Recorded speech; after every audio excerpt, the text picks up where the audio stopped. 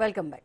આગળ વાત કરીએ તો ઊંઝા બ્રાહ્મણવાડાની સિન્થાઇટ ઇન્ડસ્ટ્રી પ્રાઇવેટ લિમિટેડ કંપનીએ એક્સપોર્ટ કરેલ 95,87,000થી વધુની કિંમતનું જીરું રસ્તામાંથી જ ગાયબ થઈ ગયાની ઘટના સામે આવી છે. જોકે આ મામલે ઊંઝા પોલીસે 5 લોકો સામે ફરિયાદ નોંધી વધુ તપાસ હાથ ધરી છે.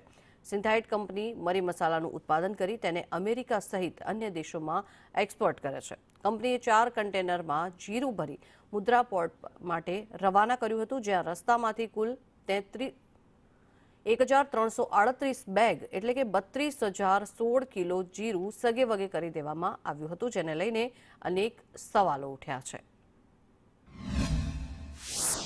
Synthite Industries Private Limited Brahmanwada Unjha દ્વારા અલગ અલગ વજનના કન્ટેનરોમાં જીરું ભરીને દક્ષિણ કોરિયા તથા અમેરિકા મોકલેલું હોયથી તે જીરું દરિયાઈ માર્ગે ત્યાં પહોંચેલું, પણ ત્યાંથી અમેરિકા તથા દક્ષિણ કોરિયાથી આ જે 4 કન્ટેનરોમાં જીરું મોકલેલું હતું તે ઓછું જણાતા તે હવે અત્રે સિન્થાઇટ ઇન્ડસ્ટ્રી પ્રાઇવેટ લિમિટેડના મેનેજરશ્રીને જાણ કરતા સિન્થાઇટ આ ઇન્ડસ્ટ્રીના મેનેજરે અત્રે પોલીસ સ્ટેશન આવીને ફરિયાદ જાહેર કરેલી, જે ગુનો નોંધવામાં આવેલો.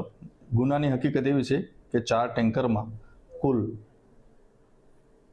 1,338 બેગ 4 ટેન્કરોની મળીને ઓછી જણાયેલી છે અને જેની કિંમત આશરે 95,87,715 જેટલી થાય છે. આ ગુનો નોંધીને આગળની તપાસ ચાલુ કરેલ છે.